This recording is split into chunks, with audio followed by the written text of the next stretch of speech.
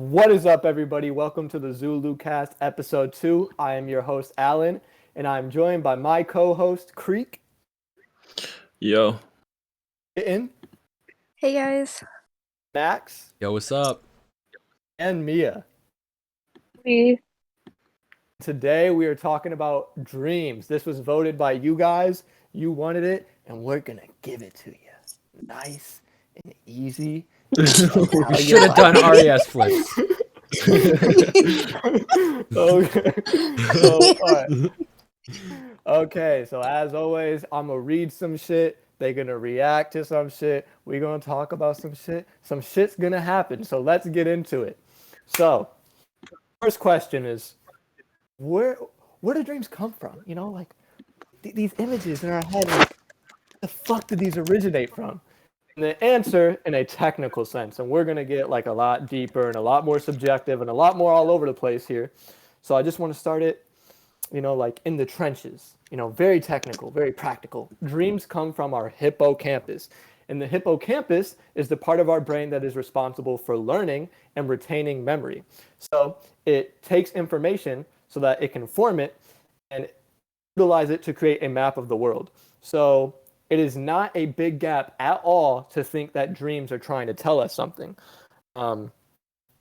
I'd make the assertion that your dreams are trying to tell you something, especially knowing that they come from the hippocampus. The hippocampus is your memory, and your memory is trying to indicate you things so that you can extract information out of that to move forward in a more efficient way. I don't think it's a big stretch at all to say that dreams have a benefit. And they have knowledge stored within him. And it's actually weird to me that it's become like an outside thing in the psych community to be interested in dreams and try to find meaning from them. But Creek and Kitten, I know you guys specifically were excited about this Dreamcast, and I just want to pose the question to you guys: what about dreams interests you? Creek, did you want to go first, or am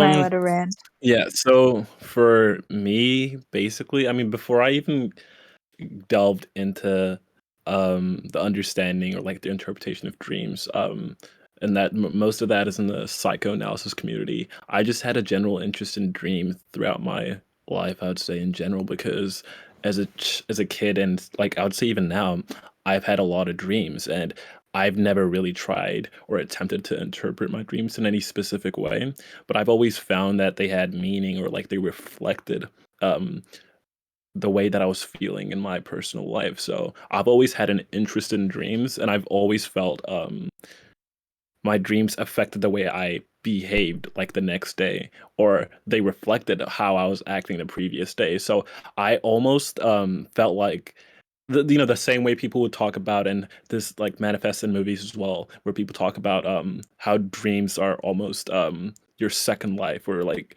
I know like in certain tribes, like unknown tribes in Papua New Guinea and stuff, they think when you dream you're living your second life. So you have like a duality thing. You live your second life in your dreams, and your waking life is like your first life or whatever. So I've always just had an interest in dreams, and my my interest has basically been reflected like throughout my life. But yeah, that's like kind of like where it arose for me. Yeah.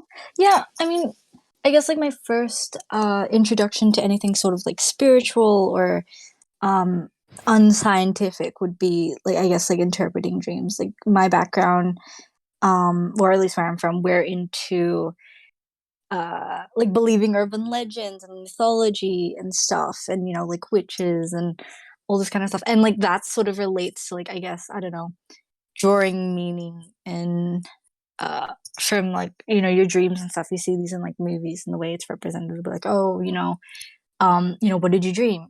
That means this, and therefore you need to do something about it. So it's like, I think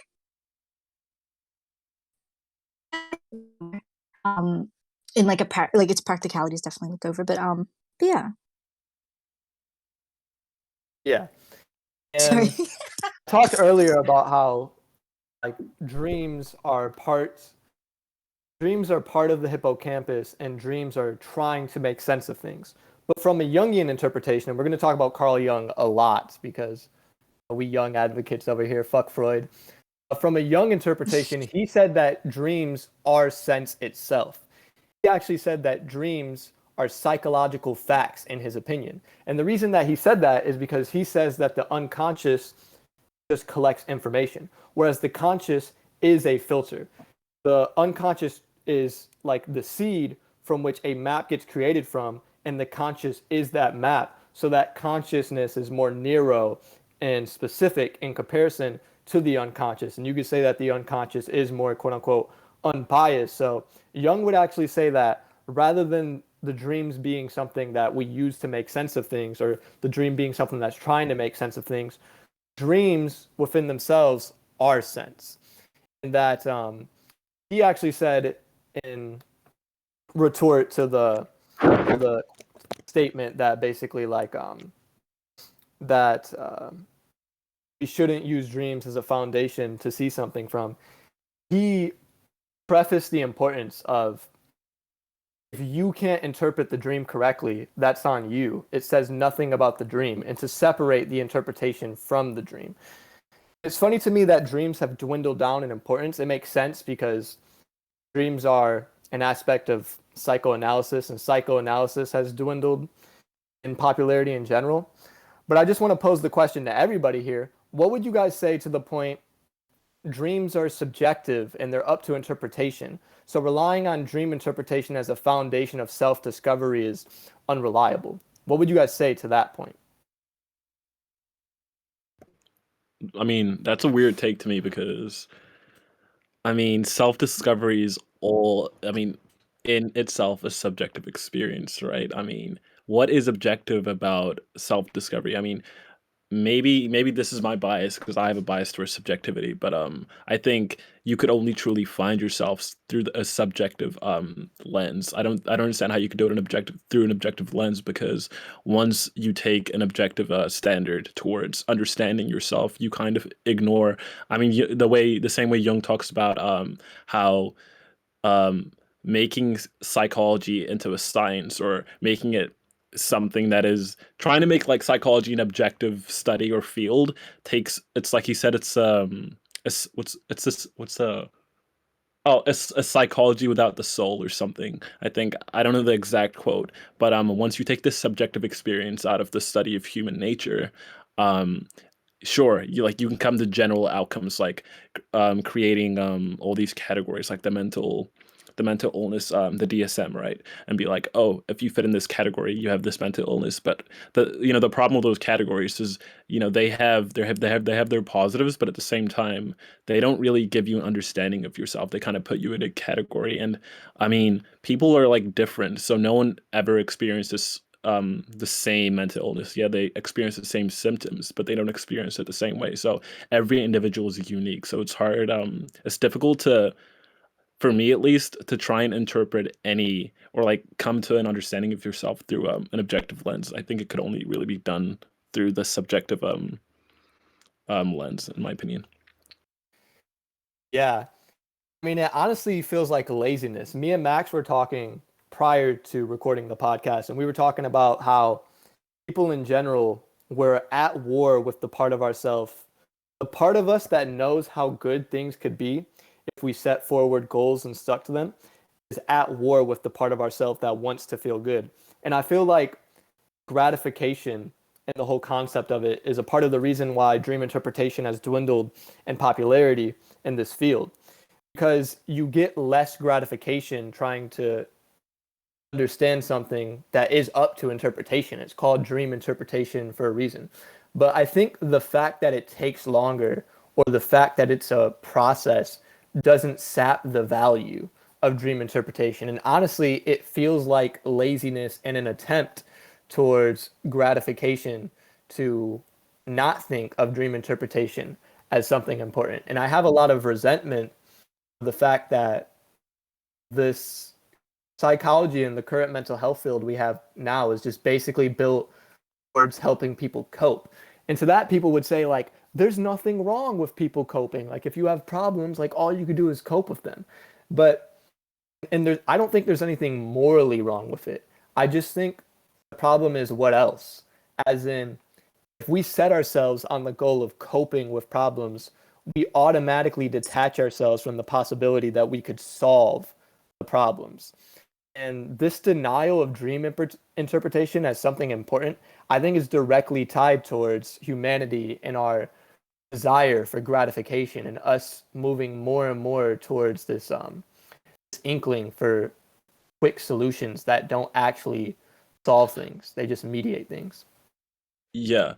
Also, I mean, I would add, I mean, like in my Psych 101 classes that I took last year, the way they taught us, kind of like the basic introduction into psychology was kind of giving us an understanding of the different fields, so like the different compartmentalized parts of psychology, and so they taught us there's a medical field, the medical like clinical psychology, right? Clinical psychology is basically kind of like a last resort after they've tried like psychotherapy and like therapy. Then there's different avenues of therapy. You know, there's like the client centered one. There's CBT, and then there's psychoanalysis. And psychoanalysis is like extremely unpopular, especially where I live, because like you said, it's all about efficiency. Like you can't. This like psychoanalysis takes forever. Like it's like also it's not scientific, right? It's not scientific. It takes too long. It's you like it's not repeatable. You can't repeat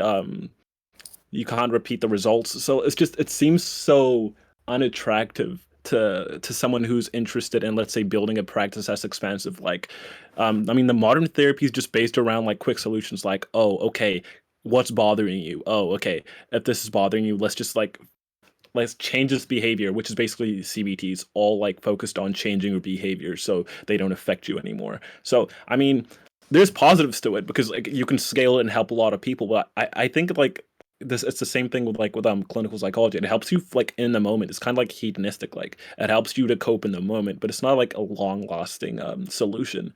So I think that would be the negative side of it, in my opinion. Um, yeah. Yeah, and I it's mean, weird because go ahead. oh no, sorry, no, it's fine. I mean, we're gonna move on. I was just gonna say, like, I mean, we also have to consider, like, I guess the political and economic, like sorry, the politics and the economy that's going on behind the scenes of like these companies, right? Like, if you essentially, as a business, you don't want to, you don't want to cure the people who are coming in. You're not going to make money off of it. And I guess like if these sort of drugs or these, it's what we call solutions nowadays aren't actually working, and these companies are knowing, knowing, denying like maybe dream interpretation as a potential solution, they're just going to profit off people coming back saying, oh, this drug doesn't work, give me a new one, or let's try this different like method instead. So I mean, there's that as well. Yeah, it's weird that people think of psychology as a field to the point that they dehumanify it, which is weird because it's a field that's about the understanding of human beings. And I find it curious that they wouldn't think that something that is correlated to understanding human beings is susceptible to the shortcomings that human beings tend to have. Because it seems clear to me that they are, and that the way that psychology is built currently is built towards getting a answer or the quickest result rather than getting the best result, rather than getting the most encompassing result. So I feel you basically get to a point with psychoanalysis where you get confused, and with dream interpretation and all of these symbols and trying to understand what an individual's relationship is to the symbols that they're seeing in their dream, you get confused, and then you're just like, you see these conflicting interpretations, and then you're just like, well, this is conflicting, so I'm just going to give up. And I just think it's like, it's lazy, because Yeah. it's indicative of it. Like, it gives you an insight into something that you're not going to be able to see. Like, it's literally you getting to look your unconscious in the eye. So this is something that acts as a seed for the potential goal of completely resolving a neurosis or a mental illness. But instead, we live with a psychological field that's geared towards mediating mental illness or coping with a mental illness. They've completely detached themselves from the possibility that we may just be able to solve this In doing so, they've completely detached themselves from the potential to make progress in a field that still needs progress. Yeah. It's also like it feels super robotic because in the like in Modern Man's Search for Soul, how he talks about if um if a practitioner can't understand a client, they say that the client is confused, but when really they should be saying they're confused, right? So if I don't understand a dream, you don't go, okay, that dream was like it had no meaning. You should say, oh, I'm misunderstanding it. So instead of trying to understand clients, if let's say someone who needs therapy, if they don't fit the let's say the general framework of how someone is supposed to be not feeling well, then they would say, okay, you are odd, you're an anomaly, like you're an outlier and we can't fix you. Instead of trying to reconstruct the system, they'll try and reconstruct the person, which seems super odd because it's, I don't know, it seems super narcissistic to think. I don't know, because like, I mean, isn't the whole point of psychology to help people? And if you're constantly saying if someone is like feeling a certain way and they're not conforming to the system in the way they're broken, right? You shouldn't say, oh, you're unfixable. I feel like it's a system that should be like mended, not the person. So I don't know. Feel like it just takes the person out of the picture, Yeah, which is well, like and takes away from what psychology really is. university psych is one of the most popular majors. So people grow an attachment to the way that it is right now, and it's become doctrine in an academic sense. So people are incentivized not to want to progress the field and incentivized to have a halo effect to a field that's not done. There's still progress to be made. So I think we could all Yeah. agree that the field needs some change. So what I'm going to do next is I got a list of popular dream symbols and their meanings, and you guys can interrupt me at any time. I do have contention with some of the quote unquote meanings to these symbols, and I do have contention with thinking that these symbols universally mean something to people.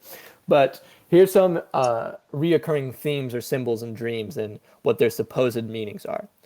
But first, we have being naked. They say that being naked resembles feeling vulnerable. I feel like that is pretty self-explanatory. I also feel like a potential um, interpretation of that is being naked is akin to being pure. I mean, Another it could also mean freedom as well, right? Like, I guess there's no restraint. Like, I mean, you can consider clothing a restraint, right? So I guess like being naked, you are, I guess, in your most natural state, yeah, right? Well, That could also be. it's interesting that you say that though, because like, I mean, isn't like the most one of the most common dreams, where people are like naked in front of a crowd and they're like, Yes. oh my god, I'm Oh, so it's embarrassed, I'm Is that not horrible. wearing actually a like common pants, dream? right? It's a yeah, really Really? common Yeah, dream. it's That is really bizarre. common. I don't think I've ever had I that. used to have dreams where I'd be like the only one naked at school, and it was like the most embarrassing thing ever. Like those What? dreams are Okay, wait, that horrible. is so wild. Yeah. No, like I've Wow. definitely had a dream where I like forgot to put on my shirt and just like walked into work without wearing a shirt. Yeah. Yeah, I think, well, something that I see here is there's this problem between reconciling archetypes and individualism at the same time. And people who tend towards individualism have a problem validating the validity of archetypes and vice versa on the other end. And I think these exist in the same time. Like I think this like concept that being naked means the same thing for everybody is flawed. But at the same time, to think that being naked can't mean something similar for a majority of people or a variety of people, I think is also flawed. So I think you fall into a problem here where you can rely on these things generally as archetypes of what somebody may think, but you also have to think of an individual. I was reading The Myth of Mental Illness by Thomas Saz, and that's actually something that he talked about. Is he talked about how somebody would say like wanting to jump off a cliff is indicative of grandiosity, but how do you know that for that specific person that's why they're doing it? By putting somebody in that box of a mental illness, he said that you are presuming their intent in doing a thing.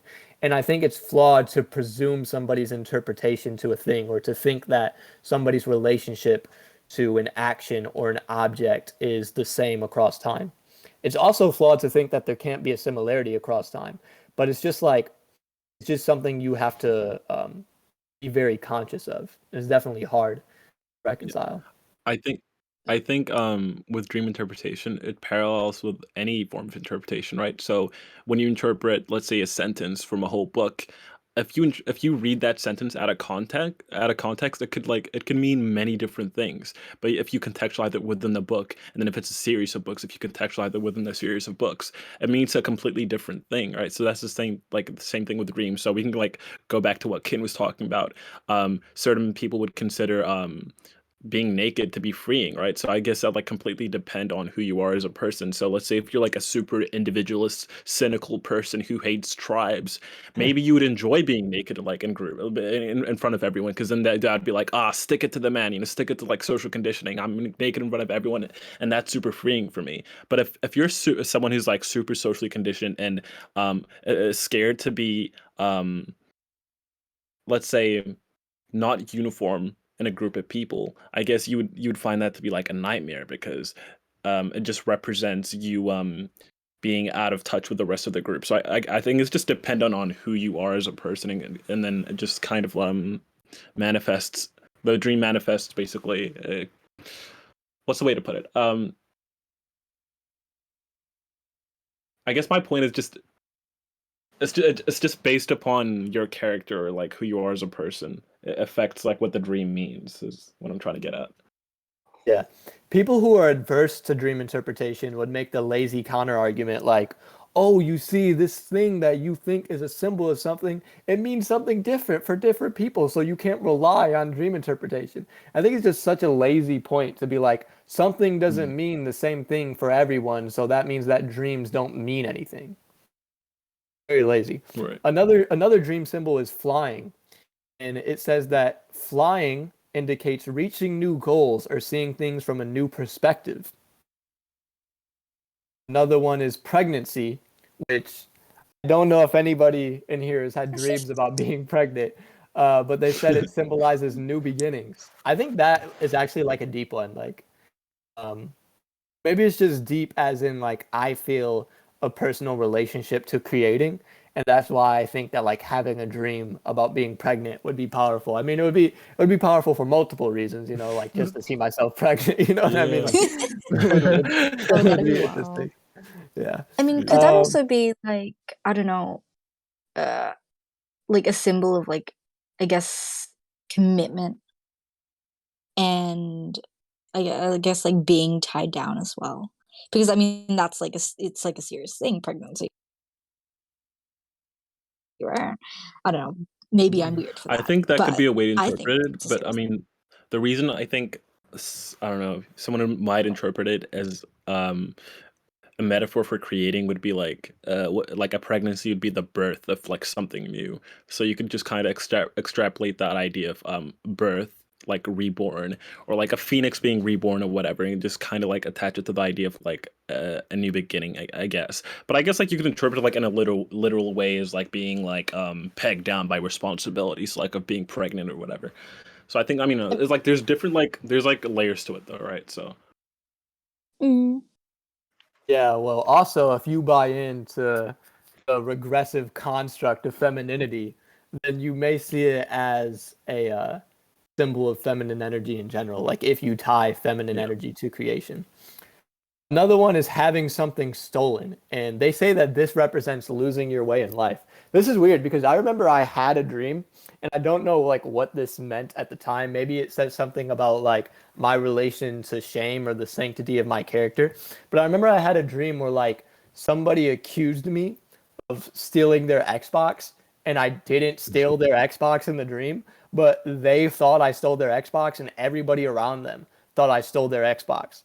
And I didn't steal the Xbox, but everybody was convinced that I stole the Xbox, and I was like so aloof that everybody around me was convinced this thing that wasn't true, and they took away things towards my character based on something that was false. And then I remember in the dream, I bought the person a new Xbox anyways, even though I didn't steal the Xbox. So I do remember having a dream in relation to things being stolen. I don't quite understand what the meaning of that dream was supposed to be. I didn't sit on it. Another one, a popular one, I'm sure we've all had one here, is falling. You know, like when you fall off a cliff and then you catch yourself falling and then you wake up in the middle of your dream like, I like that shit. It represents losing control. We've all had this dream, right? Where we've all like we're falling and we woke up before we fucking like crash, right? Yep. Yeah. Yeah. Do you guys think that that has any distinct meaning or what? I mean, it has meaning. Yeah. I think for me specifically, I mean, I also have like a big fear of heights, so that could also be. I mean, look, I mean, we don't like Freud, but Freud also believes that like that dreams, like, or at least our fears manifest in our dreams. I mean, that's probably why I consider like falling like to do with me being scared or like some sort of fear, but that's just me. Yeah. Another one is school, and they say that this represents life lessons. Well, this is weird because I've definitely had a few dreams at school, and I told you guys, I'm not going to repeat that one because that one's a little out there. But I've definitely had a few dreams about being at school, but I don't think it's related to life lessons. I think it's related like it goes back to the personal relationship thing. I really fucking hated school, so it's like a quasi traumatic setting for me. So I think that's why I have like these like horrible fucking dreams about school and shit. And it's always some bad like shit happening in the dreams. Like it's always authority figures doing some fucked up shit. Like I remember in one, it's like principal was dragging me by my collar. We had to wear like button up shirts in the dream and they were like dragging me by it, taking me to the office while I was running away. You guys have you guys had dreams about school? Like is that like reoccurring for you guys? Yeah. Oh, I've had dreams about people I know from school. I mean, I don't want to. I don't want to talk about it because, like, again, like, but yeah, I mean, not specifically school, but characters from school. Oh Definitely. Lord.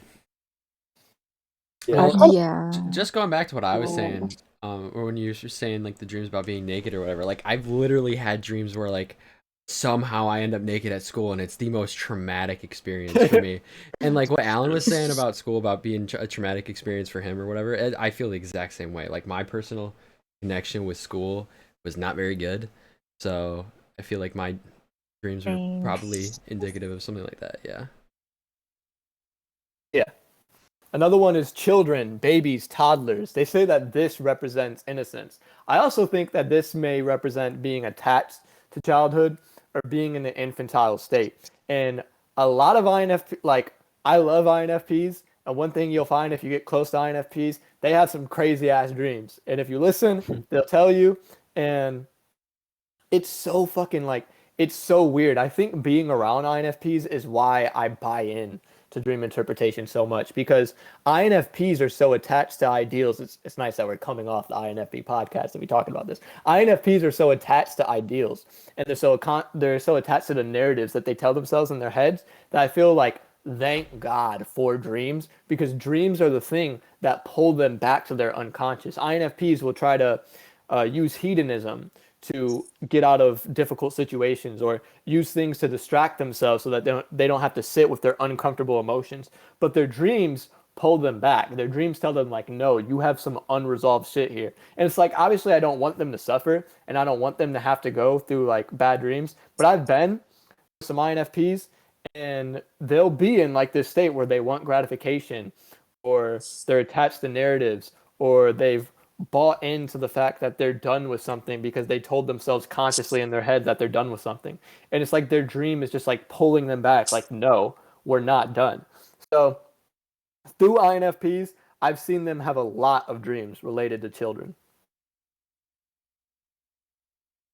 Another one is silly people. And they say that silly people represent tricksters or people that you can't trust or people trying to deceive you. I find it interesting that that's how we view people that are funny, basically. It's like if they're funny, you can't trust them. I don't know if there's anything to that archetypally that if somebody's like a funny person, you can't trust. I feel like maybe, because I feel people who consciously try very hard to be funny, it oftentimes feels like they're compensating for something. I don't know if you guys get the same vibe from those types of characters. I guess like that's just like the nature of like a joke, right? The whole like the reason why things are funny is because the punchline is supposed to deceive you, and that could be maybe there's something there within that, but I don't really understand that one. Yeah. Yeah. I I mean, could could it see be it coming related to from the? Oh. Sorry. Go ahead, Mia. I was just saying, like, I can see it being like related if it had to do like with a Joker or Jester type like Yeah. character, but not necessarily just like a random funny person. Like if it was like a comedian, I don't understand that. But if there was like Mm. a Jester, something like along those lines, I could get it that way. What do you mean by a gesture? I mean, A Like jester. Like a jester. You know Jester the royal fool, like the guy who dresses up in oh, in medieval middle, oh, okay, times. okay. Yeah. yeah. That's Right. called a That's jester. that's what I was gonna say. I was gonna say like the archetype of like the clown, you know, like who would Of Yeah. trust a course. clown, right? Like clowns are like not I would trust trustworthy. the So that's what I clown. was like. No, because It's like funny. they're like Help me out. it's fun to be around like silly characters, but I don't know if I would entrust like my life with them, or like I would go to them if I Clowns are was like in. scary. Yeah, so I don't know. Maybe that's it. But yeah, I don't know. Is it the odd behavior, perhaps? Like, because it's just a silly person, right? So it's like, I guess a person who's acting out of character and not succinct There's with no the rest of the group. seriousness to them. Well, Yeah, yeah, well, exactly. I can see both sides because It's like the subjectivity. you can sense with somebody that's consciously trying to be funny all the time that they're compensating for something. But I could also see the opposite spectrum of that, where people who see somebody that's like joking around and having a good time, and the first thing that springs into their consciousness is, oh, they're just trying to repress their pain. Like if you see somebody laughing and you just can't resonate with that to the fact that you're like, that's not even real. They're just trying to repress their pain. I think like you're the person in the state that needs to be like leveled up. It's not the other person. Mhm. Yeah, you're the problem. Right. Another one, I've never had this dream, so I'm so interested to see if you guys have had this in your dream. They said aliens or UFOs, and they say this represents feeling like an outsider. Have any of you guys had dreams involving aliens? I probably have, but I can't really remember like the surrounding details. Yeah, I feel like Yeah. I'm in the same boat as Max on that one. Yeah. And you remember I've a had a dream dream with about aliens? aliens. Okay, please It was tell. it was a really stupid dream. It was like when I was younger and like in elementary school, right? And what it was is like I guess I recently watched Hunger Games. Um, but like it was this stupid competition where we have to run from one side of the school to the other side of the school.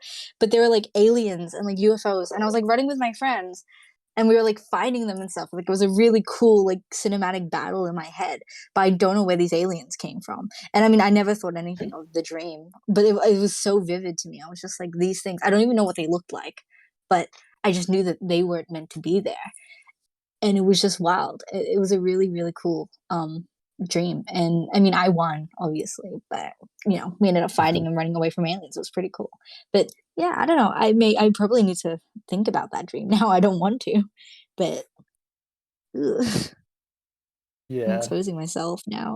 I've Oops. never had a dream about aliens. I don't know. Like I just feel like it's corny. Like if you're having a dream like that, that's how you identify yourself as like alien. I I'm an was young. outsider. Like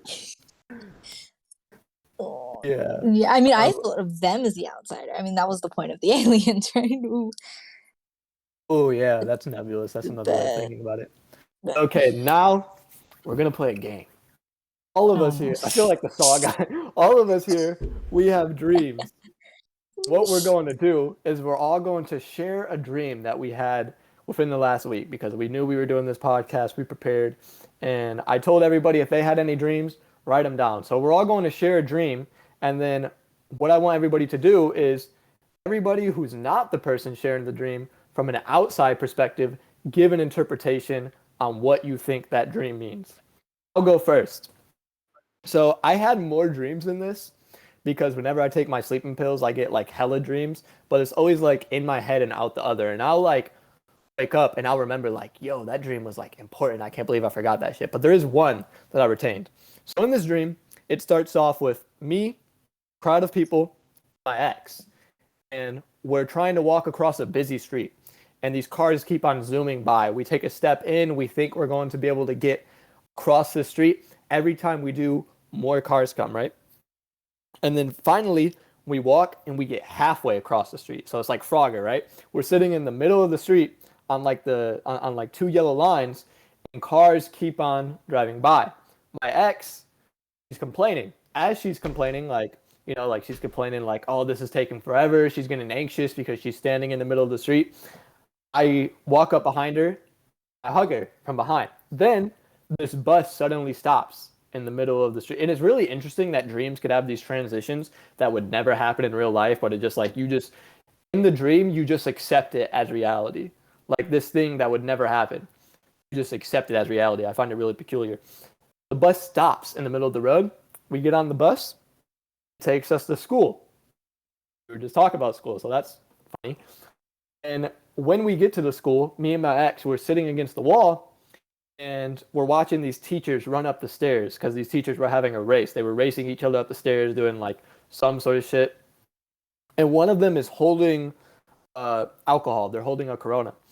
And they're running and they're holding their Corona. And I get the sense that they're trying to hide the fact that they're drinking a Corona. And I'm questioning myself, like, why would you drink that wide open?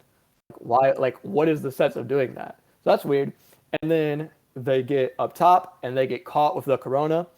And that teacher gets in trouble. And that's all I remember about the dream.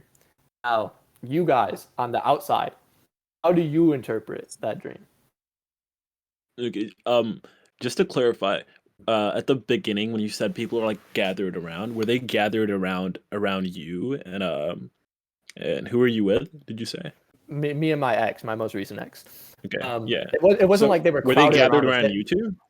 Yeah, they weren't focused on us. We were just in a crowd of Oh, people, got like a it. class of people. Okay. That's interesting. Yeah, that's a really wild dream. Did it happen It like in a almost split second? feels Was this long, or was it like like a short sort of dream? I don't remember. I like I retain all of the details in the transition, but I don't remember like I was really in the moment in this dream. I didn't really have like a sense of time. it almost feels unfinished. So wait, so Yeah. like there were teachers walking up and down the stairs with Coronas? Like what? there was teachers and they were racing up the stairs. They were doing a race. Like the Alan, are teachers you were having alcoholic? Yeah, bro. Are you trying to tell us something? You're just thinking about beer all the time. Maybe it is indicative of my desire to have my first beer. Maybe that's all the dream is about. Oh, It's gotta Really be a getting Corona. Gotta be a Corona. Oh, and it's funny because we're in the middle of COVID. That's why it was Corona. But no, Oh okay. yeah. No. I don't think that means anything, bro. Wait, But so the anyways, teacher got caught with COVID and then got like in trouble for having COVID. no. Okay, so Oh, this is what yeah. they're not raging up and down the stairs, and they're not all holding Corona. A group of teachers, all of them are running up the stairs. They're having a race. The goal is you start from the bottom of the stairs, you run up the stairs. The teacher that gets there first wins. I saw one teacher specifically put Corona in her hand. She was running up the stairs, and she was drinking this Corona, and she had this Corona in her hand. She got in trouble for having the Corona. Really random dream. What do you interpret, if anything, from the dream? I See find the it interesting bus how or something. yeah, that's Sorry. what I was gonna say. Like the bus end, I find it interesting how all your dreams are all your dreams related to school are always like filled with anxiety and just like super like unhappy feelings because I guess that's just indicative of like how much you hate school. But I don't know. I don't know what to make of the Coronas, but honestly, like the first part about you and your ex, like trying to cross the street and like having a hard time and then getting on the bus. I feel like that has meaning. I'm just trying to pin it down. I guess It's like like it the could like struggle, mean right? a multitude. Yeah, a struggle. Like I guess it can be like a Yeah. multitude of like many different things, but I don't know. Yeah, I mean, the beginning, like I guess, like when you're in the street, that could be, I guess, the struggles within your relationship, right? Or just it could even be around you, right? You have the busy crowd, you have the busy street, everything around your world is really busy and like out of control. And I guess like maybe the bus was like the safe haven where it's like, okay, it has like an actual destination. That's why you hop on the bus because both of you know where you're Yeah. going and where you want to go, where you're headed, right? Other people are just sort of walking around. But I mean, I don't know what to make of the second half of it. Because that's also wild. Second half is a mess, bro. It's a whole mess. Yeah, there's another dream you need to have. Like, you need to write it down because To be Part two of the continued. dream, yeah. Mia and Max, do you guys interpret anything of that? Do you make any sense of the dream? I have no idea. this is like movie analyzing. Yeah. This is hard. Yeah, no, I'm not like 1,000% sure, but I feel like the whole like part with like crossing the street, I feel like it probably just like was reflection, like probably just reflecting on that relationship. Just Yeah. So like what and like I feel like you guys were like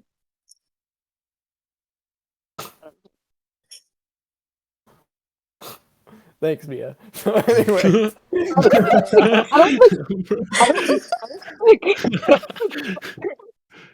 I don't want to like expose your last relationship, but I feel like that's what stands out the most to me is the road. yeah. So like me being the person that had the dream, I do think in the beginning of not the relationship, in the beginning of the dream, it is like a poignant part to whatever the meaning of the dream is that she's the one who's worried and I'm consoling her in this crowd of people. Like she's the one that's like frenetic about crossing the road. She's the one that's complaining about crossing the road. And I'm like not as bothered about crossing the road. I'm kind of just doing it. And Oh yeah. as I'm doing it, I'm consoling her. I do feel like that could be related to like the breakup in general. I don't want to go into details about it, obviously, but I do think like it is indicative of like me knowing things are cool, but we're crossing this road. There's all of these like cars passing by that act as stimuli, or you could say like interruptions or barricades, and I'm more so at peace with them, and she's the one that has a hesitance towards them or an anxiety related to that. Interesting. Yo, that's like interesting. I didn't like look at it that way. I didn't I forgot about that. I guess like yeah, I didn't conceptualize the connection between like you two and how like the roles like played out. That's interesting. I wonder what the bus represents though. Yeah. Like What color was the bus? maybe It was just a yeah, yellow maybe it was bus. like no, it like it seems like a core part of like the dream. I don't know. I mean, it could be related. Like, okay, so like she's like, and it's like Jung said in Modern Man's Search of His Soul. He said that the first interpretation of the dream is usually wrong. So I think of this as like a direction of what the dream may be, but I don't think as the bus like as the important aspect. I think where the bus takes me is the key aspect. Like she's upset, neurotic, and where does that lead? In actuality, it leads to a breakup. In the dream, it leads me going to this place that I hate and watching some shit that I don't resonate, some crazy shit. wait, Yeah. that's also. Did she want to get in the bus? Yeah, I don't remember like her or I having hesitance about getting in the bus. Oh, okay. I mean, that is like, I guess that supports it a little more than. Yeah. Okay, so we'll cap that. Creek, what is the dream that you can recall within the last week? Okay. So my dream isn't as vivid as yours. It's pretty. I mean, I actually had this yesterday, and I actually don't know what it could mean because it was kind of weird, honestly. But so it was basically me. I don't even know the location. I forget. I don't remember most of it. But I just remember that I was in a super like unhappy place in the dream, like mentally, right? So I was just really distraught and just really apathetic about everything in my life. And I found company with these new group of friends who are like super like into drugs or whatever.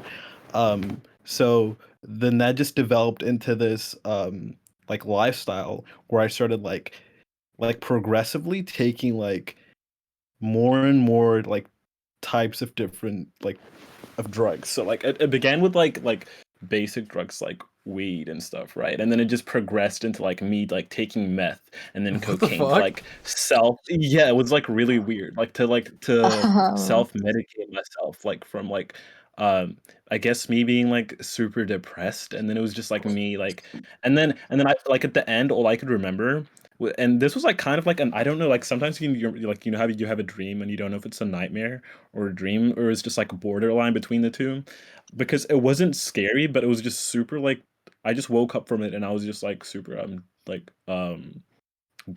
drained because I just got to the point in the dream where I had like taken so much drugs that I just basically became like a ghost, like trying to like feed this hungry ghost in my head, basically trying to self medicate, and I got to a point where I was just like I don't know if you've seen Shutter Island, but basically like becoming like lobotomized, right? Where I had just taken so much drugs, where I just like lost myself and I was a ghost.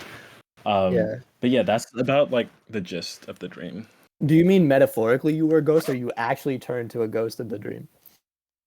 No, metaphorically, like yeah, I felt like a ghost. Yeah. So another thing that Jung said is back when Jung wrote Modern Man in Search of His Soul, it was a common problem in dream interpretation that people tried to see it as something that identified the cause of a neurosis or a mental illness. And he told people that dreams could actually act as a warning of something or as like a prediction of something. So I'm not trying to infer that you're doing drugs, but what I take from that is I think there's a part of you that feels discontent, and you want to entertain multiple different like ways to get out of that, as in like you want to entertain like multiple different avenues of life that could act as ways to get you out of your pocket of pain. And I feel like the dream may be a warning that trying all of these multiple different things and welcoming yourself towards multiple different ventures may come with the detriments of slowly exhausting you. Or maybe it's not telling you like as a warning, if you do that, it's going to exhaust you. And maybe telling you right now that all of the different projects that you're taking on and things that you're trying to accomplish are already exhausting you. That's my interpretation of it. Yeah. I mean, Yeah. I like, think sorry, Craig. no, go ahead. No, I was gonna say, like, do you think this has anything to do with our conversations that we had yesterday, with our one very hedonistic friend? Yeah, actually, I mean, maybe. Like, I think, yeah, I agree with Alan. I think it has roots within hedonism. I think that drugs may have been a metaphor for just any form of hedonism, basically trying to find an escape to any responsibilities that I may have in the present moment and trying to escape them. Um, or maybe not even responsibilities, just like maybe like my me striving to become more present and finding that difficult. So I try and escape the present moment by finding different forms of hedonism. And I think, I mean, we can say his name. I mean, he's going to be on the podcast anyways. Like John would be a perfect example for that, right? So I mean, so I guess yeah, I Name can see the drop that connection guy. there. Yeah, no, Yeah. because I mean, for the listeners, we had like a conversation, and our friend, I mean, look, he's the type of guy who probably would do all of that stuff, and we were talking about it. And like, I don't know, like, I mean, not every dream is gonna stem from like, I guess, casual conversations, but I mean, there probably is some sort of possibility because that conversation did get a little bit deep, in Yeah. regards to how you react to like, some things. Um, so I mean, there's that, and then obviously it would like, it would be other things trying to be manifested as well. But I agree It's with Alan. conceivable, but I don't know if it's like of the utmost importance in relation to the dream, or if it is necessarily like the thing that started it. I also think like the dream could be like Creek. I think you're somebody who projects the future, so you probably tell yourself like, if I do X thing to medicate my pain, it's going to result in this detrimental result. So the dream like may be representative of how you already tell yourself like, and you're already anxious about the possibility that if you do certain things it's going to sap you of your soul, or it's going to bring about the type of reality that you don't desire. Yeah. I mean, you know, how Jung would talk about we're always dreaming and like everything is a distraction. Um I don't remember exactly the passage, But it was like basically like like to the extent the subconscious is a thing that exists, right? We're always like our subconscious is always affecting how we behave. So I think like if dreams are just a manifestation of the subconscious and our subconscious is just basically the background, just imagine a computer, right? Just the background, things running in the background. I think I've probably had it on my mind, just like at the back of my mind. Might be recently, or it might just be like, I don't know, like this period of my life, and then it's just been manifesting like through my dream, like, so I guess like yeah, I can see that. Yeah. Okay. So, Kitten, why don't you tell us a dream? Okay, wait, hold on. So my dream was like really long and really vivid, but I will try and summarize it. There was a lot going on, and like whatever I say, it's not gonna be like, I guess, the entire expanse of it. So essentially, I was on it was like an expedition through like this mountain range. Now for some reason it was switching between like an ice mountain, sorry, like a really cold mountain, and like a jungle, like a mountain range. Like it was, so I'm not sure like what that means. But anyways, I was with a large group of people, a lot of young adults, a lot of parents, people that I kind of knew from school but didn't really talk to. But the whole point of the trip was to, it was like a therapy retreat, right? And you're meant to bring like people to the retreat that you wanted to, rekindle your relationship with. I brought my parents. At the moment, we're having a lot of issues. Um, anyways, I didn't spend any time with my family on this retreat. Like we just, I did the activities with my friends that were there, um, and basically just ignore them. But there was a point in the retreat where there was these two mountains. We were on the one of the peaks, and there was a bridge, and everyone had to cross the bridge. My family went without me because I didn't know where they were, so I had to go on the bridge alone with my friends. At some point in the middle of the bridge, I couldn't like continue on, and my friends could because it was only like room for them. And then the scene switched, and I was now dangling off the bridge, and I was calling out for someone to save me, but the only, I guess, like people to come to save me was my parents, well, my dad specifically. um and he just came out of nowhere, saved me. And then what else happened at the end of the dream? um and then yeah, there was a weird moment where I was like, this guy isn't my dad, but like I had this, like, it didn't look like my dad, but it like, I guess but it was like, it was my dad. But I mean, that was essentially what happened. Which was a really wild and very meaningful dream. I don't like it. So, how do you guys interpret that dream? Yeah, I've heard like yeah, Kitten like to have to like She explained this dream to me like yesterday, and my understanding of it was basically like the relationship she had with her father and her mother, I guess. Like, I mean, obviously, right?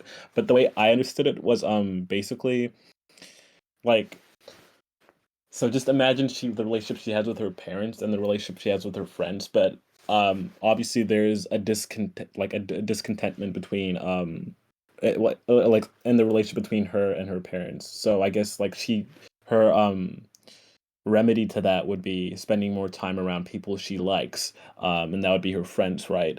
But I guess the way I interpret it would be that the people that you like may not necessarily be the people that you need, or the people that love you. And I guess like the representation of her father is like, oh, like even if he doesn't go out of his way to say he loves her, he still would like go out of his way like to help her like in her time of need or something. So that was like my understanding of it. I'd Yeah, love to hear I what you mean, guys think though. I didn't consider that I guess way of interpreting it until you told me, because I completely skipped over that. I think I was just focusing on the fact that, oh, it was my dad that saved me, and I don't know why. And maybe that's partly because I maybe didn't want him to, or didn't expect it. But yeah, I mean, it was interesting that no one else came to my rescue. Yeah, that's I mean that yeah, because you came you like at least like on the rope or the bridge or whatever, you came with your Mm, friends and then your friends sort of yeah. abandoned you. They didn't really come back for you, but your father or your family or whatever like whatever archetype you want to use, he's the one that chose like to come to your aid. So I mean that's like the correlation that I saw. Mm. I interpret it completely differently. So Oh, oh no. Okay. I'm curious to see This is what you very guys think of emotional it. for me. Don't. Because basically, I think the dream resembles a sense of social anxiety and a sense of inadequacy in comparison to other people. Because Oh. I think of it as like, okay, you're on a bridge with all these people and you're trying to cross it. Your friends, who are the people in your head that like the social hierarchy you have a relationship to, and the people that you compare yourself to, consciously or unconsciously, those people, I don't think of it like they abandon you. I think of it like the bridge acts as an obstacle of sorts, or it obviously acts as a transition into somewhere else.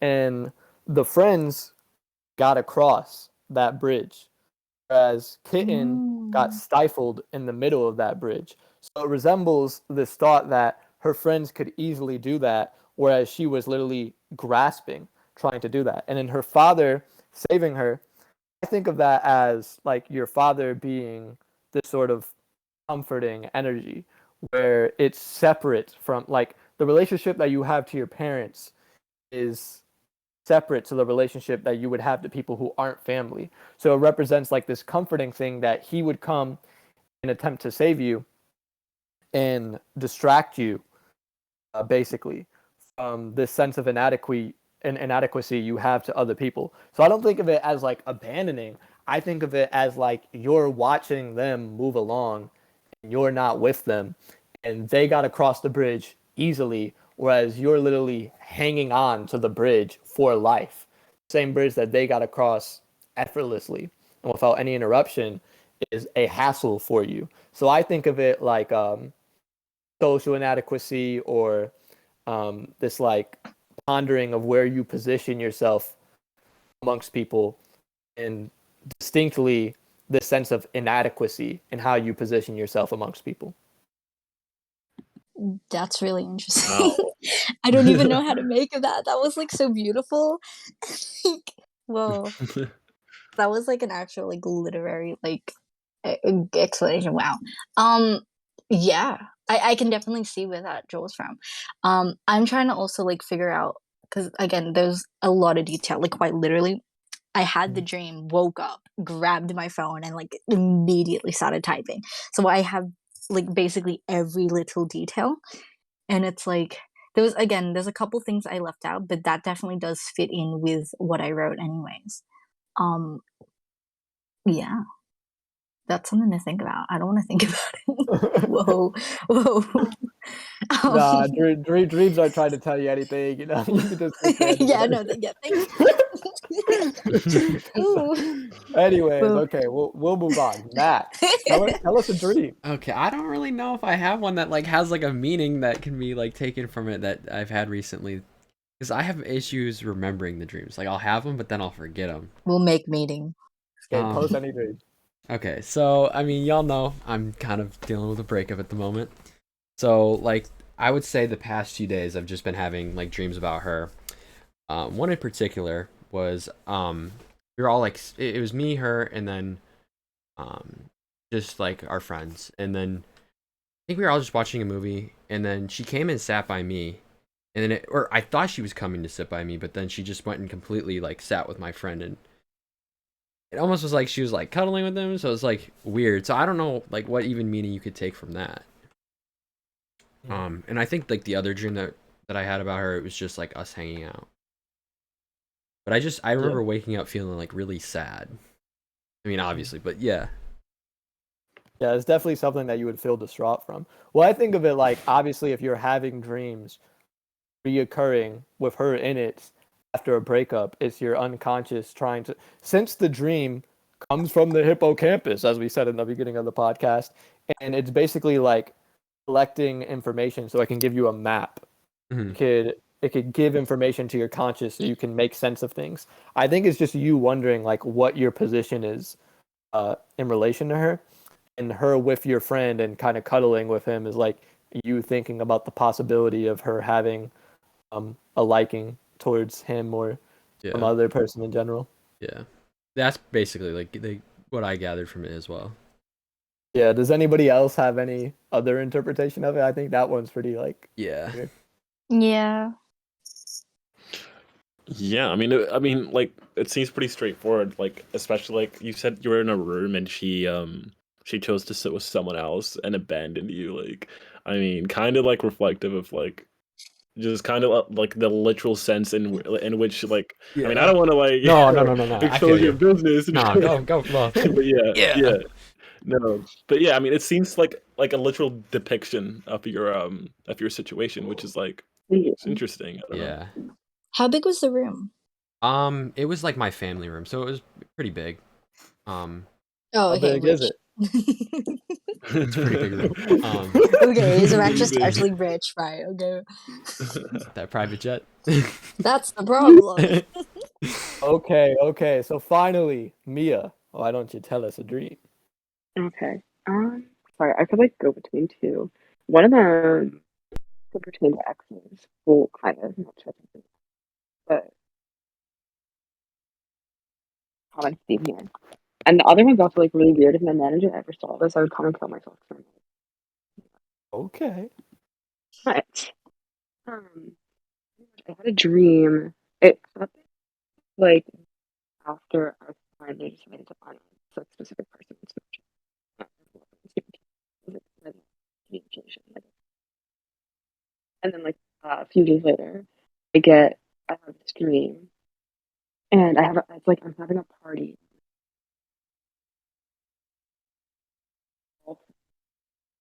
Show up to the party, which is like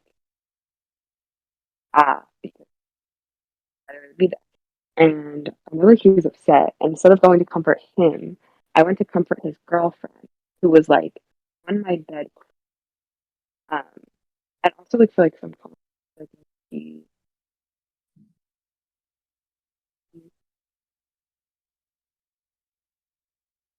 Oh Lord. but basically like he like is like horrible boyfriend to her. And it like pertained to me. I like don't know her, and like we kind of hate. Like, well, I don't know if we hate each other, but like I don't know. Me and the girl are like not friends at all. But I still felt like the need to like in the dream. I was comforted. And I remember she was like she was like on my bed and like just crying into me. I was just there comforting. And I remember like specifically like choosing to comfort her, like choosing to comfort them, even though like I would typically.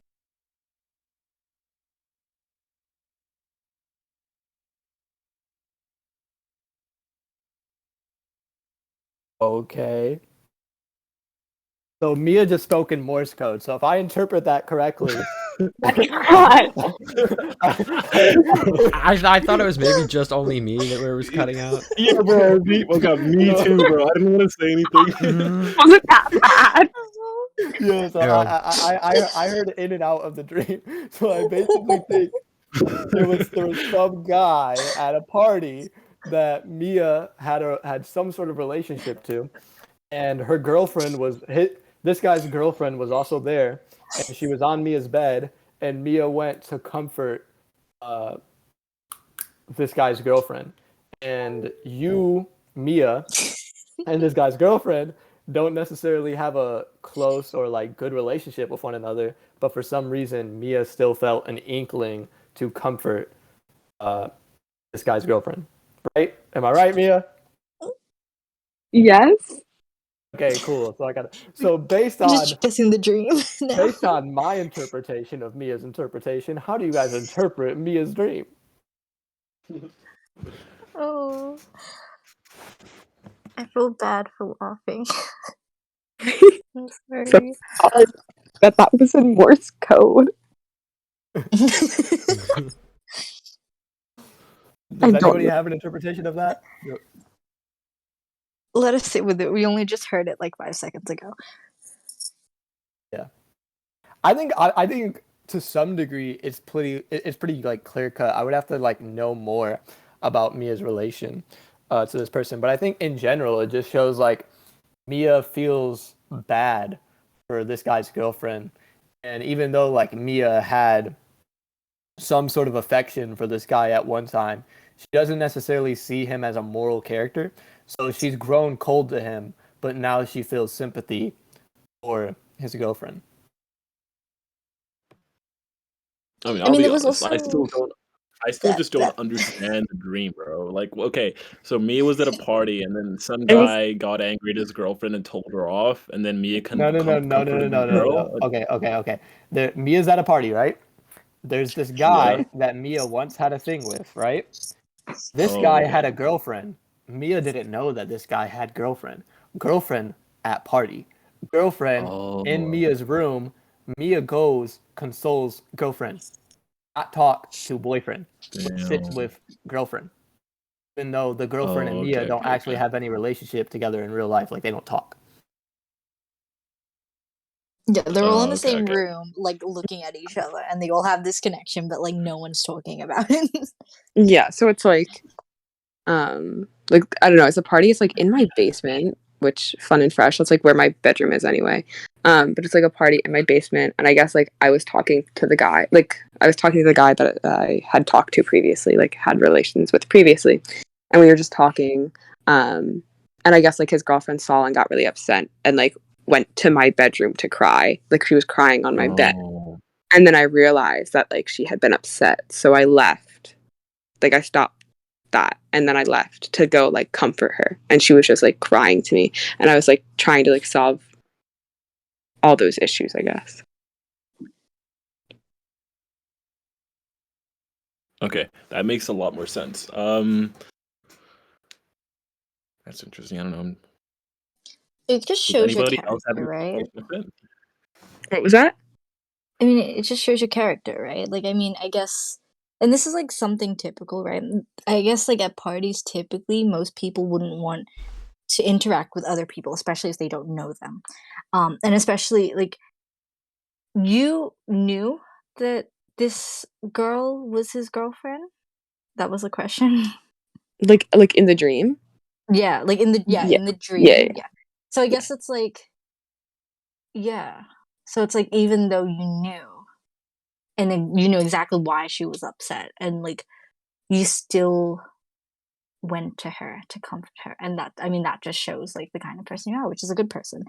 But I mean, I guess other than like the dream at face value, I don't know. I don't think the dream is trying to tell Mia like it's trying to be like Mia, you are a good person. Listen Don't to do me. that. You're a good person. Like no, Yeah. I think the dream just basically resembles like Mia does feel bad for this guy's girlfriend, and Yeah, at this point, Mia does feel like this guy just is not it. She's cold to the guy, and yeah. I mean, like since the girl's crying, she obviously like empathizes with the girl's pain. Yeah, maybe it's like a paradigm shift in terms of who she would put at the center of her value system. Like let's say maybe the previous Mia would have been like, "Oh, fuck that girl, I don't know her. I'm just gonna spend time with this guy." But then maybe she's projecting and being like, like I don't know, maybe she's been in a position where she feels like sympathetic, or in the position where she's felt like cheated on by a guy or something. So she's like, "Oh, okay. So now like I value like the one that's being hurt more instead of being the one that hurts other people." So instead of like spending time with the guy, she would console the girl, which could be like a symbol of her, because maybe she's been in positions where she's being hurt by a guy. But no one's be like, I don't know. So I don't know. Yeah, I I was don't gonna say know. maybe That's it's a my role that's what I'm thinking. reversal.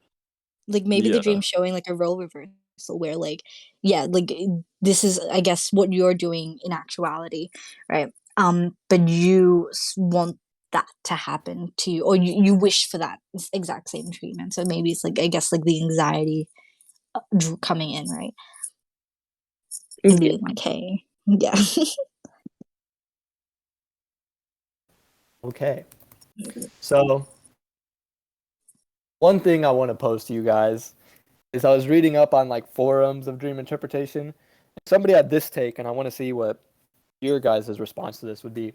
They said most dreams don't mean anything at all other than a simple reminder of our own values. You guys agree with that and disagree with it? Agree with it to some degree? What are we thinking? That is such What a was the phrase? dumb, bad take. It the said take? Yeah, I think most. that is a bad take. It's Yeah. basically most dreams don't mean anything at all except a reminder of our own values. Yeah, I Um, definitely disagree with that as well. Like I say, that's a bad take. Yeah, Craig, wait, Craig, do you agree or disagree before I rant? I mean, it's kind of short-sighted. I wouldn't say disagree. I think our values play a part in our dreams, but I wouldn't say it's just simply just that. So yeah, yeah, It's it's not a bad holistically take. true. Yeah. Like, I do think dreams are representative of, a lot of things. I would say, like, okay, the unconscious, right? But I mean, people have a lot of really, I guess, I don't want to say immoral dreams because morals are subjective, but like you know things that they wouldn't actually do in real life, and they'll see these happen in their dream. And if these sort of things are like their fear or their worries, I don't know how that's representative of their values, because it would be like it's manifesting their fears and something they don't want to do or something they don't value. So yeah, that's a wild take. Uh, well, it could be an equilibrium of like trying to keep. Well, something doesn't have. You don't have to have a good dream for it to be representation of your values. It could just be trying to scare you into the right path. Like, make sure you stick to your values. Like, I was gonna like earlier when you were asking about our dreams. I was gonna like bring up a dream that I had when I was like 15, because like that like I had like when I was 15, like I had a dream that which stuck with me for like a week, and now it's stuck with me basically for the rest of my life. But it was like a weird dream because like when I was like 15, I was like super religious, and then I remember I had a dream where there was like a bank robbery, and I was in a bank, and then there was a bunch of burglars, and they rounded up all the Christians, and they were like, this is a super weird dream, but they're like, they rounded up all the In the Christians, bank. and they're like, yeah, and they're like who's Christian? And then they ran up all the Christians, and they're like, okay. And then they bring a Bible, and they're like, okay, you have to step on this Bible, and if you don't, we're gonna kill you. And then and then there's a bunch of Christians who are like, I refuse to step on the Bible, and then they got killed, like they were shot to death, and then they came to me, and I'm like, okay, and I just stepped on the Bible. I just stepped on it. I'm like, whatever, bro. I'm not trying to die tonight, bro. And then I woke up, and then I felt bad for like a whole week, bro. I was so guilty that I stepped on that Bible. So it could be That's like that was a so test of my God, and you failed. yeah, You failed yes. that Don't even test, get me dude. started on Christian indoctrination. Yeah, but my point is, like, it could be a representation of your values, but it could be like in a negative way to make sure you stick to them or something. So, I Oh, mean, I okay. still disagree with the take, though. Yeah, yeah. Yeah. Yeah, the take's still wrong. See, I don't think the guy was wording it that way. I don't think. I mean, this is me just like inferring, right? But like, it just didn't seem Yeah, like yeah. that's what he meant. Like, it wasn't Getting articulated stuck well. up on the semantics.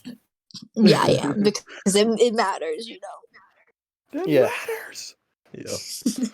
Okay. It matters. Anyways, so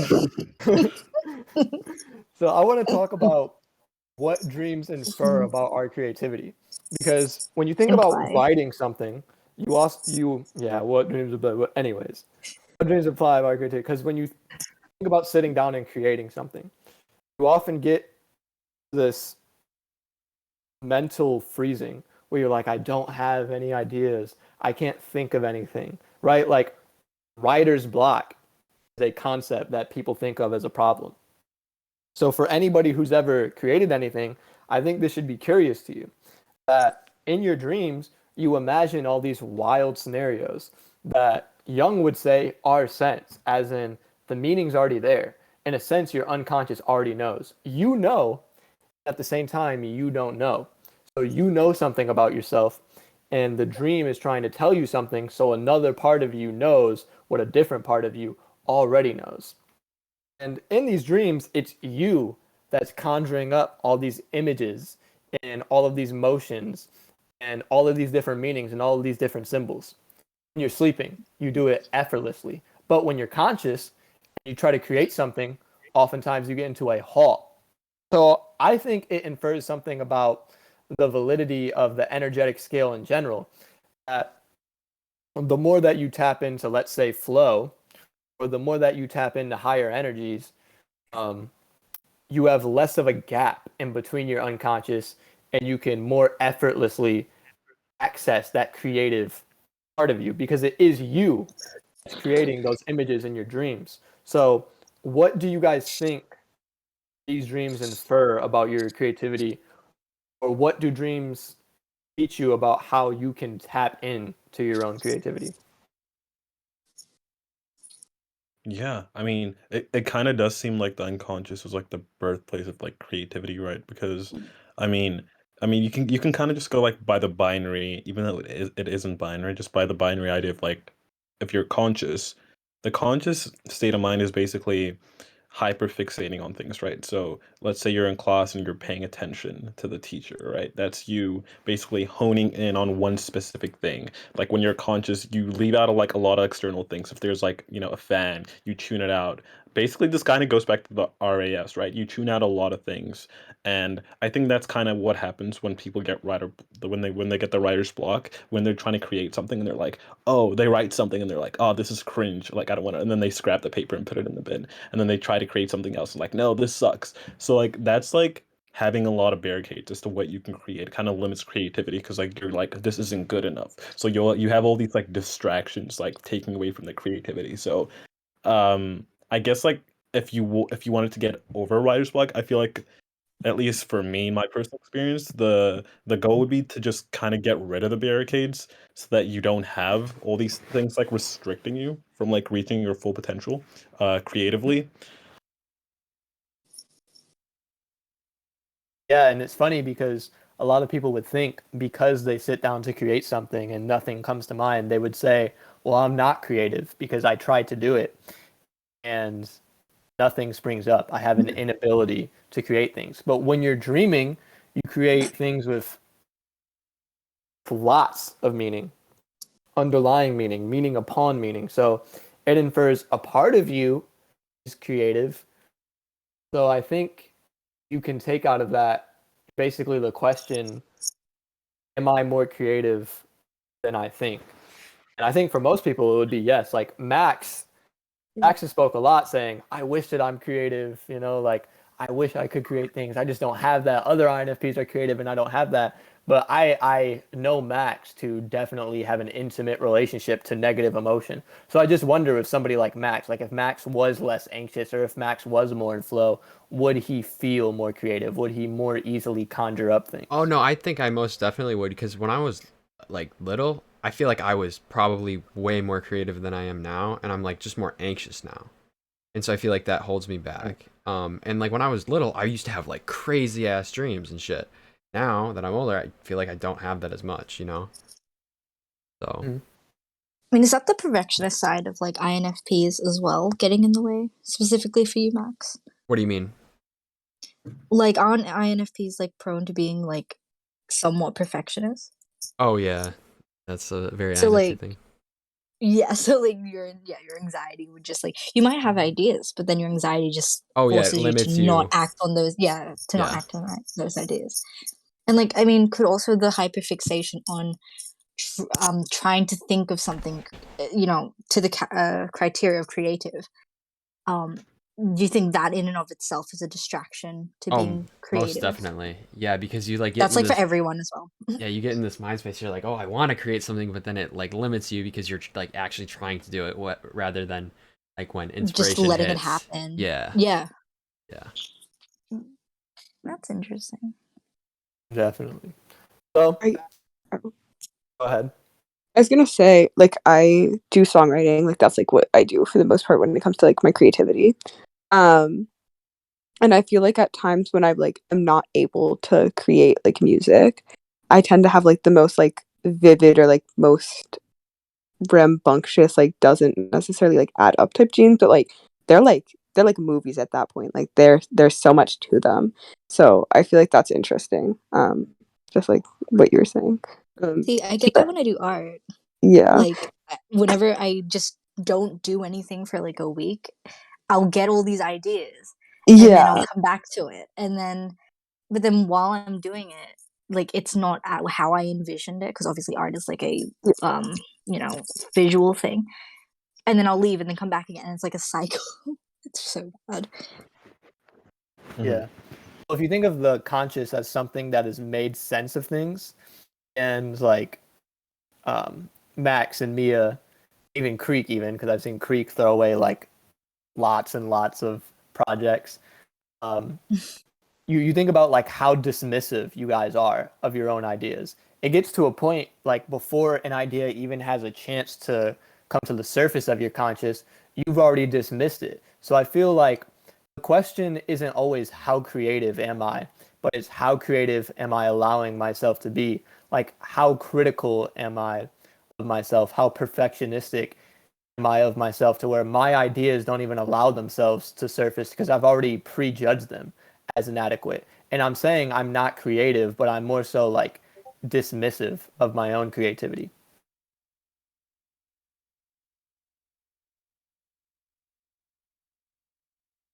Yup. Anyways, so we're gonna move on here to a dream from modern man in search of a soul. And then I have one last little question here to wrap everything up for you guys. And I'm excited to see how you guys interpret this dream. So the dream basically goes as follows. Young was greeted by a man in the street who mocked his concept of dream interpretation and looked at Young's fascination of dreams basically as silly. And he told Young, I had another silly dream. Does that mean something as well? And then he humored Young by telling him what his dream was. And the dream goes as follows. He told Young, I am climbing a high mountain over steep snow covered slopes. I climb higher and higher. It is marvelous weather. The higher I climb, the better I feel. I think to myself, if only I could go on climbing like this forever. When I reach the top, my happiness and elation are so strong that I feel like I could jump right into space. And I discovered that I actually can do this. I go on climbing into empty air. I awake in real ecstasy. When he told Young this dream, Young advised him to take somebody with him every time he goes mountain climbing from now on, because this man enjoyed mountain climbing. And he didn't take Young's advice. Soon, he went alone mountain climbing again and was discovered buried by an avalanche. He was dug out and he survived. 3 months later, he went on a mountain climb again. This time, he died. An outsider said that he literally seen this man step into air.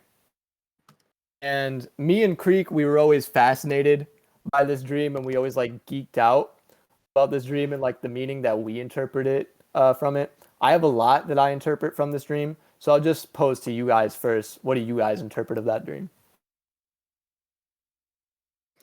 Um, yeah, this reminds me of like the Legend of Icarus. I don't know if I'm pronouncing it right, but it's like part of Icarus? like Greek Icarus, yes. Yeah, like it's part of like Greek mythology and how like the common saying about flying too close to the sun.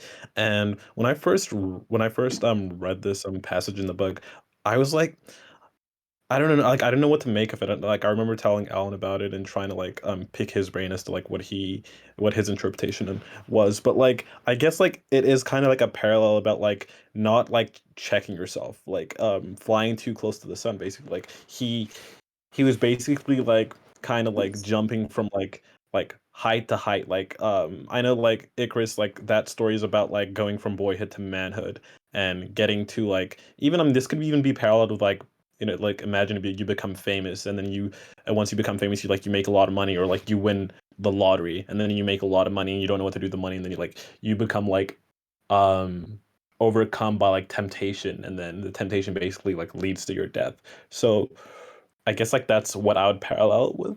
But like I don't know. What are your guys' takes on it? See, I really liked that dream. And I don't want to say like I geeked out, but I was like amazed, sort of like the fact that one, it was in the book, because I mean that was a little bit morbid. And then like two, I guess how Young interpreted it. Um but essentially, I mean, yeah, it did give me some sort of like Icarus vibes. But I mean I didn't really think much of it. Or at least, I was gonna do that later when I did another reread of it.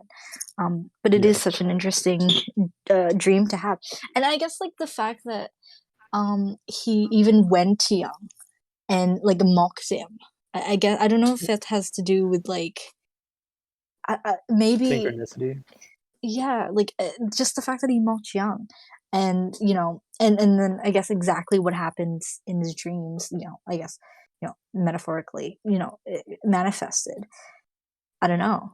It's Yeah. I mean, it's I even find it connecting so with like interesting that in the dream he said that he literally finds that he could walk onto air and he walks into space. And then when he died, somebody seen him literally attempt to walk into air.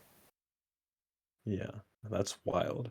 I mean, it's so like interesting because I mean, Jung talks about like the collective and personal unconscious. Like, it's so weird to think about the subconscious in a way where it's like kind of like a protection system. Like a security system. Like, because like obviously the dream was trying to warn him about like psychologically of like of his demise, basically, like based upon the way he was acting, right? But based on his behavior is trying to like put him in check, and then he chose to ignore it. He chose to ignore like the signals, and even Jung tried to warn him, and he ignored the signals, and then that led to his death. So it's so cool how like the same way we have like in our biology, like the autoimmune system, like I mean our immune system that basically tries to protect us from like disease. And then because like Jung, he loves to parallel like our like psychology to like our like the way we like our biology is made up, right? Like he says like the same way there's Self-regulating. like yeah, like remnants from like archaeological remnants from like our ancestors, and he says like it's the same thing with like our subconscious, so it would make sense that it's a regulation system of sorts. Yeah, I think we all have a consensus that the dream is about grandiosity, right? Like we all talked about like the Yeah. parallel of Icarus and flying too close to the sun, and that this man's like attempt and desire to go to like higher and higher heights eventually led to his demise. But what I found poignant about the dream is how he says, when I reach the top of the mountain, my happiness and elation are so strong that I feel I could jump right into space. I think the dream may be a warning. I'm not sure to what degree this dream was a warning, because I feel that this dream may be like just indicative of what he resonated with. And this, for me, it made me just think about people's relationship to elation in general, gratification in general.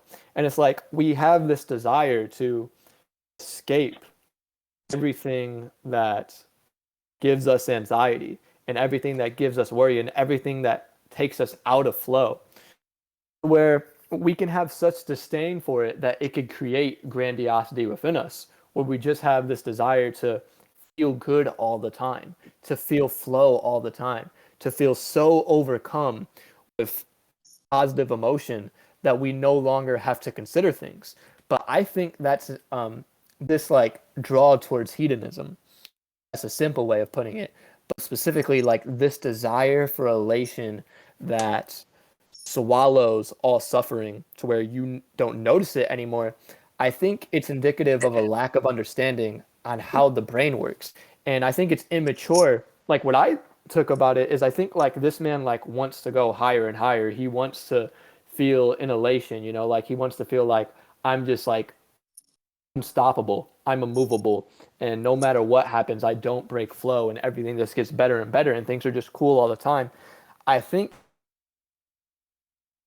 it shows that he personally had a lack of understanding on how psyche orients itself. Because what is sadness? What is negative emotion? It's a signal.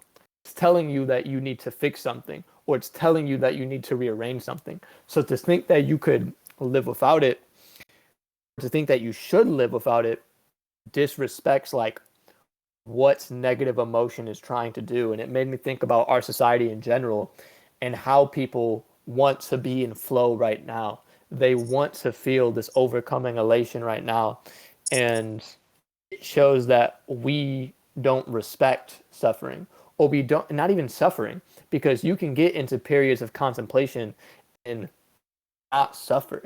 You don't necessarily have to be in like an unbearable state when you're learning things or when you're rearranging things so that you can have a more effective map for yourself. They just don't want to take a step back. And it made me respect more and more like the energy of taking myself back and organizing things, because I too get into these moments where I'm like, I'm not in flow right now and there's a problem. I don't necessarily know that that's true. I think in a way, me not being in flow right now means that I'm organizing myself. So I'm already solving the problem by not being in flow. And it would be more mature for me to trust the process rather than being like the man in the dream and trying to escape in some sort of grandiose fantasy or this constant elation or desire to have constant flow. Mm.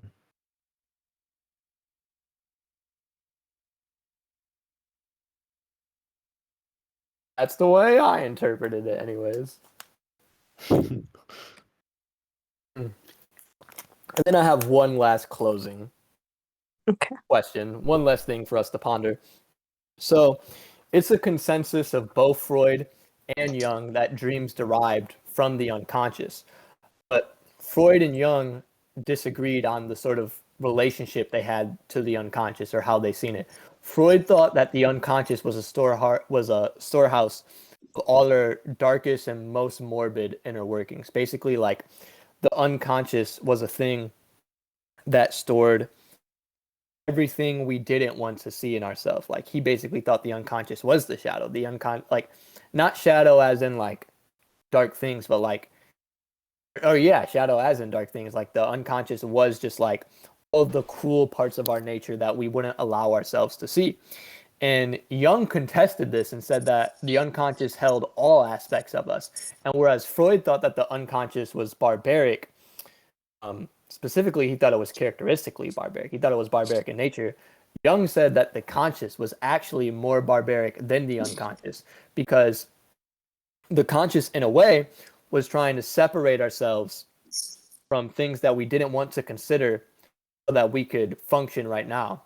And the conscious, being mature in a sense, was actually more barbaric than the unconscious. And that's not the thing specifically that I want to pose as like foundation for thought here, even though you guys can comment on that if you want. But what I want to talk about is we say that dreams derive from our unconscious and they show things unfiltered and they're up for interpretation. And that thing that interprets them is our conscious. Our conscious is right now.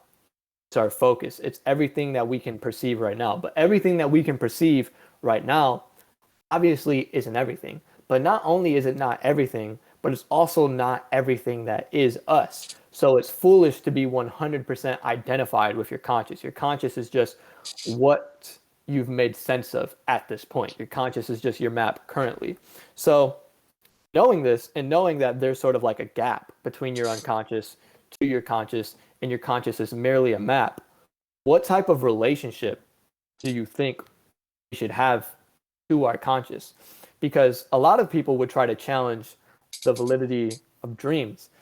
I think that what you can take out of dreams is so valid that we should more so question the validity of our day-to-day consciousness. So after talking about dreams and after discussing things that we know that our conscious doesn't necessarily know yet, or things we're telling ourselves that our conscious hasn't made sense of, what do you guys what do you guys think your relationship to your conscious should be, and or what relationship will you have to your conscious as a result of the conversation we've had about dreams here? And I pose that to all of you.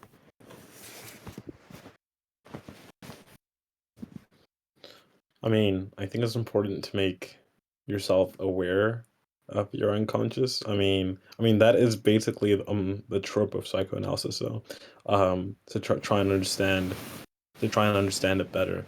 But I mean, just like even in my day to day life, I've noticed like when I do ignore it, um, even in the Power of Now, the way he talks about like you're unconscious whenever you're not present at the moment, I could see the connection there because I noticed that if I'm trying to avoid something, I'll basically just like distract myself with anything around me, like anything I can use to distract myself. So I guess the first step would just be recognizing that it exists. Because if you don't recognize that your unconscious exists, I don't think you could even take steps to try and rectify the issues that arise from it. If that makes sense. Yeah. See, Freud's take on this is so bizarre to me because, like, I mean, it leaves so many questions. Like, to me, he's a pessimist, and it's like he's saying that, like, if you just simply aren't conscious of something, so what you're not conscious of, would go into the unconscious. That they're repressions, and that they're things that you don't want to know, but like in a negative way, and like that's just such a bad view on, I guess, like how people Well, actually are. I mean, okay, so isn't he saying like basically anything in yourself that you deem to be unacceptable, you basically repress in your subconscious? I mean, I think that's true to a certain extent. I mean, But not I of think, everything, right? Because like if you forget I something, I mean, mean that would go straight into your He unconscious, and basically said that your you forgetting unconscious, like something. unconscious, stored all of the barbaric parts of your nature, like all of like like the fucking like theory he had about every man wanting to have sex with his mother is basically like him yeah, saying like your unconscious knows that, and you don't want to be aware of that, and that is like that is your unconscious. So I Yeah, think that's Freud. it is indicative of his bias in general that he would see the unconscious as that, because I think with Hmm. more reflection to what the unconscious is just things that are yet to be translated consciously. Doesn't See, I kind of necessarily like mean that that. they're negative. Yeah, I mean that like just makes more sense to me, because then it's like, I guess, like if you forget something, you're not conscious of what you're forgetting, and you're not necessarily repressing what you're forgetting either. So it's like he would mark that as, I mean, well then it's like, well, where does that thing that you forgot go? It's not conscious. And you know I know there's that other thing, what, the subconscious, but even then, like that's still part of consciousness, and when Y- you forget something, you're not conscious of it, so it just makes no sense to me. Yeah. Um, But yeah, I Mia. like oh, Freud. I was gonna say it kind of like goes off of Kitten's point a little bit, but the way that I would see it is mostly just like if you focus on like really making sure that like you not memorize your dreams, but remember your dreams by like writing them down and stuff. It's not the dream and like the actions that necessarily matter, but the reoccurring themes. Like you might not necessarily have the same exact dream, but the same like like theme would come out of it, the same lesson would come out of it, if that makes sense. So yeah, it's like if something is some like so little and it's just like, oh, I happen to forget this and it's like showing up in my subconscious like via my dream, and it like happens one time, that's like nothing. But when you like keep getting the same like dream over again, like over and over again, I feel like that's what like is what you should be focusing on, like consciously focusing on, like is the reoccurring.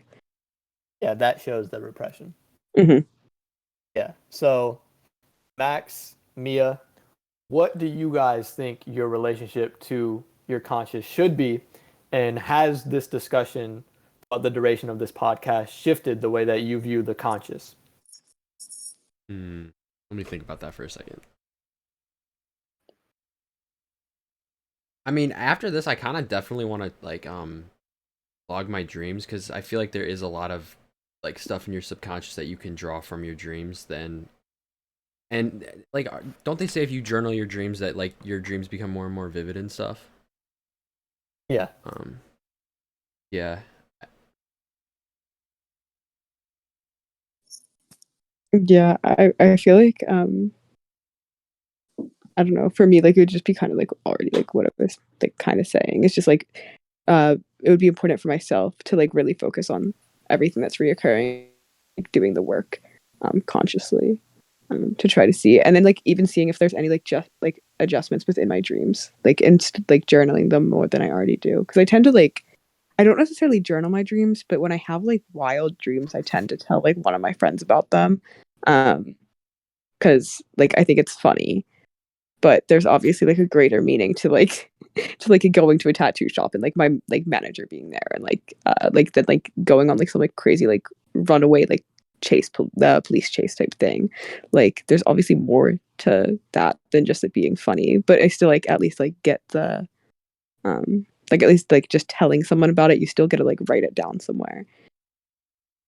Yeah. It's out there. Well, that reminds me, I wrote this down in the script. there wasn't like a point in conversation where it was relevant. But Jung did say throughout the process of psychoanalysis, the dream at first has a very clear cut meaning. Like it's very clear what the dream means. And then as the process of analysis goes on, the dream kind of obscures itself. So that made me wonder if like the like that does give more weight to like Freud's theory that like you don't want to know what's in your unconscious. That does give leeway to that theory, but it also makes me wonder if like there's like layers to the unconscious. So you get the meaning of wondering, and then as you start to log them, they become deeper and deeper because it's like you're going deeper into your unconscious, and it's slowly like shedding information that it stored to you. So it's really like crazy to ponder how much we have stored in our unconscious. And then that brings me to my response to this question, which is I feel that it's important to not be attached to self-image at all and not be attached to the current state of consciousness that you are in, or to not buy into consciousness too much, and also like not identify with every sensation that you have. And we're going to talk about RES flips, so I'm sure we'll discuss this in the great lengths. But understanding dreams and the way that they transition into the conscious, understanding how much I know that I don't necessarily know yet, I think it would be very foolish to be completely identified with the conscious or to be identified with my self-image, because my self-image and my conscious is just me attempting to make sense of things. And to think that it is sense itself is just me being in a state of unconsciousness. It's me being unaware that there is something that acts as a transition into the awareness that I have right now. So I think it's poignant to not be identified with the conscious. At the same point, I do think every high has a corresponding low. And I think that comes with the low that it could inspire a state of disassociation or a state of uncertainty. And I've definitely experienced that within myself. But I think more and more I've come into a state of consciousness where I don't rely on self-image as much as this thing to get me through social events. And I think I perceive more. I feel less limited. I don't exactly know how to phrase it. But yeah, I would just definitely say it's important not to be too identified with your conscious, or not to think that the self-image that you've conjured up to make sense of how you relate to other people necessarily is you. Just a direction. And then to end the podcast, I'll just pose to all of you guys, what do you think is the point of dreams? And to me, I think it's simply your unconscious telling you things as a reminder. There are sentiments that are shared in archetypes, and those are seen throughout dreams. But the relation to an object is contingent upon the person. So I think dreams are essential for genuine self-awareness. And if you pragmatically want to overrule your self-image as something that runs how you make decisions, then dream interpretation is key. What do you guys think? What are the point of dreams, everybody, before we close the podcast? What do we think? I think to me, I think the best way that I understand dreams are like almost like a manual, like or like a history book. Of like full of lessons, but like like a lot of times when you have a dream, it's not obvious, and that's like one of the things when I was trying to understand how dreams come about and what they mean and why they exist. Like a question I always had is like why are they so cryptic? Like why don't they just tell you what you need to hear? Like okay, well, like why don't we just dream of a character and they're like, this is your problem and this is how you fix it, and then we fix the problems. It'd be easy. Why do we need to interpret them? Because like interpreting dreams like takes forever, right? So I still don't know the answer to that, but like I think it has to do with the fact that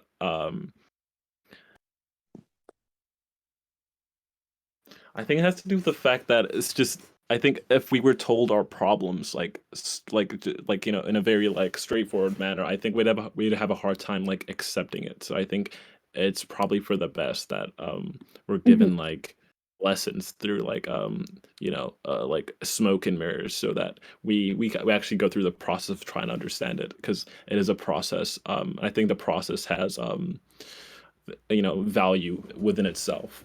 So yeah, that's the way I would Yeah, understand it. I would agree with you, Creek. I think it's cool that you do have to kind of decipher it, and it's not like obvious and straightforward. Yeah. There's a lot more to decipher.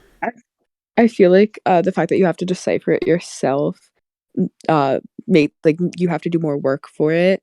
But I feel like if you were just given to it straightforward, a lot more people would brush it off. Like they wouldn't think of it as much. Like if you were just given a character and they were like, "This is your problem," people would be like, "Okay." But people already are Yeah. choosing to ignore their issues, if that makes sense. Or maybe they're not choosing to, but they are already ignoring their issues. But when it comes through things where you actually have to like really think about it, it will be on your mind more. Like if you're like thinking about the dream more. So it gives you more to Yeah, work through. yeah, symbols like definitely have like more meaning and more impact than just like words, right? Like I watch a movie, and whenever like we watch any form of art, like art is like through show is a lot more impactful than just words. Even though like poetry is beautiful and everything, but like for me personally, I'm more impacted by symbols. Like even if I'm watching a play or something, just an archetype is more of like a lesson to me. Like a theme is more of a lesson to me than just someone telling me my problem, being like, "This is your problem." I'd rather experience it. So that's what dreams are, I guess, an experience. And Is it just the visual representation that you like, Creek? Because I feel like that's why people are like drawn to their dreams and why they actually listen to their dreams is because it Dreams actually are like more has than a visual representation of like I guess what like I do think it's like a message from yourself, right? Of what you want yeah, change and of your desires, of your fears, of things that need to happen that and that need to happen or could happen and you're ignoring. But the visual representation is, I guess, is like what probably is more likely to draw you in. Like I don't know if everyone feels that way. yeah. I mean, it's like when someone warns you not to do something or you're about to do it. It's like. I mean, this is like. I mean, a trope for INFPs, right? Or like just any P type. I feel like when we're like, that someone's like they give us advice and like don't do this. Like even like I know for a fact Max can resonate with this because like we've been told Max like many times when he's about to make a mistake. Yeah. Like Max don't like we give him advice and he's just like I know, and then know, he still does but it. yeah. So, Yeah. yeah. So like dreams like give you like an experience like in which like it's the full experience. It's not visual only. Just to answer your question, King. Yeah, Like like a it's a full fantastical experience, right? experience. Yeah, Yeah, it's like happening. You believe it to be an actually happening. So immersion. you go yeah, so you go through the experience so that you don't actually have to go through it in real life, Mhm. right? So Mm, you learn from it that way, I guess. yeah, all that's well. right. I think we can wrap it up there. Thanks everybody for listening. This concludes episode 2 of the Zulu cast. Thank you.